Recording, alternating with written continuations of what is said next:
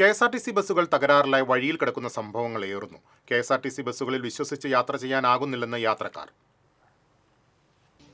5 മണി മുതൽ ഇവിടെ വിളിച്ചത് നിങ്ങളോട് വിളിക്കാൻ ഒരു റെസ്പോൺസിബിലിറ്റി നിങ്ങൾ എടുക്കില്ലെങ്കിൽ ഞങ്ങൾ എന്താ ചെയ്യണ്ടേ? ഞങ്ങൾ ഇവിടെ ടിക്കറ്റ് ബുക്ക് ചെയ്തിട്ട് ഇവിടെ വന്നിരിക്കണ, മനസ്സിലായാ? ഞങ്ങളുടെ ഒരു ദിവസം പോയത്, നിങ്ങൾക്കൊരു റെസ്പോൺസിബിലിറ്റി ഇല്ല. അത് നോക്ക്, ഇവിടെ ഒക്കെ ആൾക്കാർ ഇവിടെ നിൽക്കാം, ഇത്ര ആൾക്കാർ നിൽക്കാം. ഈ ദൃശ്യങ്ങൾ ഗുരുവായൂർ കെ.എസ്.ആർ.ടി.സി സ്റ്റാൻഡിൽ നിന്നും ഒരു യാത്രക്കാരൻ പകർത്തിയതാണ്. വൈകിട്ട് മൂകാംബികയിലേക്ക് പോകാനുള്ള ബസ് എത്തിയത് മണിക്കൂറുകൾക്ക് ശേഷം അർദ്ധരാത്രിയിൽ. 5:30 5:45 പോകേണ്ട വണ്ടിയാണ്, പെട്ടെന്നാണ് 12:00-12:30ക്കാണ് ഈ വണ്ടി ഇവിടെ എത്തുന്നത്.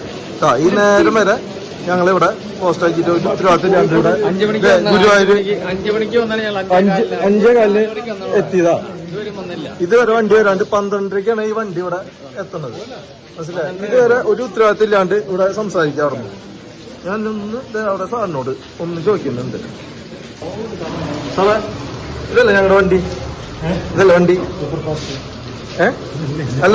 അല്ല ഒരു മിനിറ്റ്. കെ.എസ്.ആർ.ടി.സി ബസ്സുകൾ ബ്രേക്ക് ഡൌൺ ആവുന്ന സംഭവങ്ങൾ ഏറുകയാണ്. ബസ്സുകളുടെ കാലപ്പഴക്കവും അറ്റകുറ്റപ്പണികളുടെ അഭാവവുമാണ് ബസ്സുകൾ വഴിയിൽ കിടക്കാൻ കാരണം. ഓട്ടത്തിനിടെ ബ്രേക്ക് നഷ്ടപ്പെടുന്നതും ടയർ പൊട്ടിയതുമായ സംഭവങ്ങൾ പതിവാവുകയാണ്. ഭാഗ്യം കൊണ്ട് മാത്രമാണ് പല ദുരന്തങ്ങളും ഒഴിവാകുന്നത്. അന്തർ സംസ്ഥാന സർവീസുകൾ ഉൾപ്പെടെ ഓട്ടത്തിനിടെ പാതിയിൽ നിൽക്കുന്നു. 15 വർഷം പിന്നിട്ട 100 കണക്കിന് ബസ്സുകളാണ് കെ.എസ്.ആർ.ടി.സിയിലുള്ളത്. ദീർഘദൂര യാത്രയ്ക്ക് ഉൾപ്പെടെ കെ.എസ്.ആർ.ടി.സിയിൽ വിശ്വസിച്ച് യാത്ര ചെയ്യാനാവുന്നില്ല. തകരാറിലായ ബസ്സുകൾ അറ്റകുറ്റപ്പണി നടത്തി സർവീസ് തുടരുമെന്ന പ്രതീക്ഷയും വേണ്ട. അർദ്ധരാത്രിയിലും പുലർച്ചെയും ബ്രേക്ക് ഡൌൺ ആയി സ്ത്രീകൾ ഉൾപ്പെടെയുള്ള യാത്രക്കാർ പെരുവഴിയിലായ സംഭവങ്ങൾ നിരവധിയാണ്. കയർ കൊണ്ട് കെട്ടിവെച്ച വാതിലുകളും മഴയിൽ പ്രവർത്തിക്കാത്ത വൈപ്പറുകളും മൊട്ടയായ ടയറുകളുമായി സർവീസ് നടത്തുന്ന കെ.എസ്.ആർ.ടി.സി ബസ്സുകൾ നിരവധിയാണ്.